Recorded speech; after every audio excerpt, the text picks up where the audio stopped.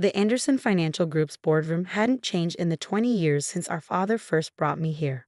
The same mahogany table, the same leather chairs, the same oil painting of the Boston Harbor that had watched over 3 generations of our family's leadership. But today, everything was different. I moved to formally remove David Anderson from the board of directors, my sister Elizabeth announced, her voice carrying the precise tone of corporate authority she perfected over the years. Following my acquisition of his shares during his unfortunate absence, he no longer has any standing in this company. I sat quietly at the far end of the table, watching the drama unfold exactly as I'd expected it would. The other board members, mostly Elizabeth's carefully cultivated allies, nodded in agreement. They saw what they wanted to see, the competent older sister cleaning up after her irresponsible younger brother. If only they knew. David, Elizabeth continued, not bothering to hide her smirk. You should leave now. Security will escort you out. 2 guards appeared behind my chair. I could feel the pity in their glances. They'd known me since I was a kid running through these halls, learning the business at our father's knee. Now they were about to escort me out like a common trespasser. Actually, I said, opening my laptop, I think we should review some interesting transactions I've discovered first. Elizabeth's perfectly maintained composure flickered for just a moment. There's nothing to review. The share transfer documents are clear. While you were in the hospital. Ah yes, my 3-month stay in the hospital, I interrupted softly.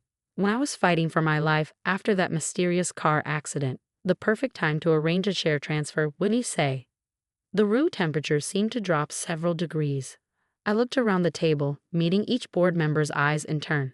Would anyone like to know what I was doing before that accident? What I discovered in our company's books. This is ridiculous, Elizabeth snapped, but I could see the fear beginning to creep into her eyes. Security, remove him.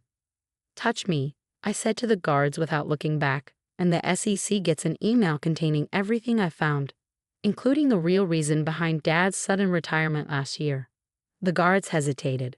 Elizabeth's face went pale. But let me back up. To understand how we got here, how the Anderson siblings' rivalry turned into corporate warfare.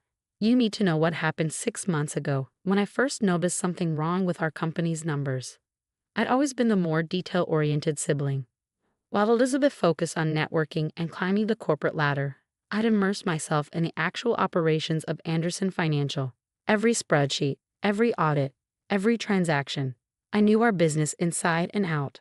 It started with a discrepancy in our Asian market investments, a series of trades that didn't quite add up, profits that appeared too good to be true. Most people would have written it off as exceptional performance, but I'd learned from our father that in finance, if something seems too good to be true, it usually is. You're being paranoid, David, Elizabeth had said when I first raised concerns. The Asian division is doing brilliantly, just because you can't match their performance in your sectors. But I kept digging. Late nights in the office, weekends poring over transaction records. The deeper I looked, the more I found. Not just accounting irregularities, but systematic fraud. Money laundering for certain clients. Tax evasion schemes disguised as investment strategies. And at the center of it all, a name that appeared too often to be coincidence. Elizabeth Anderson. I confronted our father first, showing him the evidence I'd gathered. His reaction stunned me. Leave it alone, son, he'd said, suddenly looking every one of his 70 years. Some stones are better left unturned. Dad, this is serious. Elizabeth is using our company for. I know, his interruption had been sharp, painful. Why do you think I'm retiring? The implications hit me like a physical blow. You know, you've known all along. He wouldn't meet my eyes. Your sister, she has a way of making things happen. Results that keep shareholders happy. Methods that, it's better not to look too closely. It's fraud, Dad, money laundering. Maybe worse. It's business, he'd replied warily, the kind that keeps hundreds of people employed, that funds pensions, that maintains our family's position. I'd left his office that day with my world shaken. The father I'd idolized, the moral compass who'd taught me about business ethics, was choosing to look the other way. But I couldn't. For the next month, I gathered evidence, created backups, established secure channels with regulatory authorities. I was careful, or so I thought. Then came the accident, a brake failure on a mountain road. 3 months in the hospital fighting for my life. And while I was unconscious, Elizabeth moved. The shared transfer documents looked perfect. My signature, witnesses, notarization, all technically flawless, except I'd never signed them. Never agreed to sell my 30% stake in our family's company to my sister for a fraction of its value. By the time I was conscious enough to protest, it was too late. Elizabeth controlled 67% of Anderson Financial. Our father had mysteriously decided to enjoy his retirement in a villa in Spain, conveniently unreachable. The old David Anderson, the trusting younger brother who believed in playing by the rules, died in that hospital room. The man who emerged was different, quieter, more patient. For 2 months after my release, I played the part they expected, the defeated sibling stripped of his birthright, nursing his wounds in exile. I sold my penthouse, moved into a modest apartment, started making noise about exploring other opportunities. Elizabeth relaxed. Her perfect coupe seemed complete. But she'd forgotten something crucial about me. Something our father used to say, David sees the details others miss. And in finance, the devil isn't just in the details, he lives there. While everyone thought I was licking my wounds, I was building my case. Every transaction Elizabeth had ever touched, every client she'd brought in, every deal that seemed too good to be true. And I found patterns, connections, a web of financial manipulation that went far beyond what I'd initially discovered. The evidence currently stored on my laptop would destroy not just Elizabeth's career, but the careers of half the people in this boardroom. The only question was who would see it first, the board or the federal authorities. Now, sitting at the end of that mahogany table, watching my sister's composure crack, I almost felt sorry for her. Almost. Would anyone like to see what I found? I asked the room quietly, or should we discuss how this plays out? Elizabeth's lawyer started to speak, but she silenced him with a sharp gesture. She knew me well enough to recognize the tone in my voice. The same tone I used when we were kids, and I caught her in a lie. "What do you want?" she asked, her voice barely a whisper. I smiled, thinking of all the nights I'd spent building my case, of the pain during physical therapy, of our father's betrayal. Want? Dear sister, I don't want anything. I opened my laptop screen. I just think it's time for the truth to come out. All of it. And then I began to show them exactly what I'd discovered. The boardroom's tension could have been cut with a knife as I connected my laptop to the presentation screen. Elizabeth remained frozen in her chair, her usual confidence replaced by barely concealed panic. Let's start with the Preston Holdings acquisition. I began, pulling up a series of transaction records. On paper, it looked like a masterful deal. Elizabeth acquired a $500 million company for just $300 million. The board celebrated her negotiating skills. I clicked to the next slide. But here's what really happened. Preston Holdings was never worth $500 million. The valuation was artificially inflated through a series of fake contracts and phantom clients, all created by shell companies that coincidentally traced back to a certain law firm in the Cayman Islands. This is nonsense, Elizabeth interrupted, but her voice lacked conviction. Is it? I pulled up another document. This is the registration paperwork for Ocean Vista Limited, the main shell company. Notice the founding partner's signature. Look familiar, Elizabeth? She went pale. It was her signature, carefully disguised but unmistakable to anyone who knew what to look for. Preston Holdings was worth barely $100 million, I continued. But Elizabeth arranged for Anderson Financial to pay $300 million, with the excess $200 million flowing through those shell companies and back to, well, let's see where the money went. The next series of slides showed a complex web of international transfers, each carefully structured to avoid detection. By the time I finished tracing the money flow, several board members looked physically ill. "My God," whispered Henry Blackwood, our oldest board member. "How long has this been going on?" 5 years, I replied, since Elizabeth became CEO. But it gets better. Should we talk about the Asian market miracle next? Or perhaps the real reason behind Dad's sudden retirement? Stop. Elizabeth's voice was barely audible. Please. I looked at my sister, really looked at her. The perfectly tailored suit, the expensive jewelry, the careful makeup. All part of the image she'd crafted of the brilliant CEO, the financial wizard who could do no wrong. Why? I asked simply. Why wasn't legitimate success enough?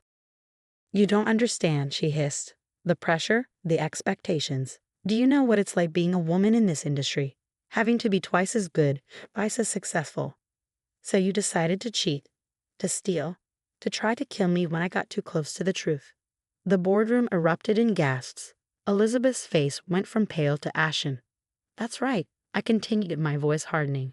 The brake lines in my car didn't just fail spontaneously. I have the mechanic's testimony and the security footage showing who visited the parking garage the night before my accident. You can't prove that, Elizabeth whispered, but we both knew I could.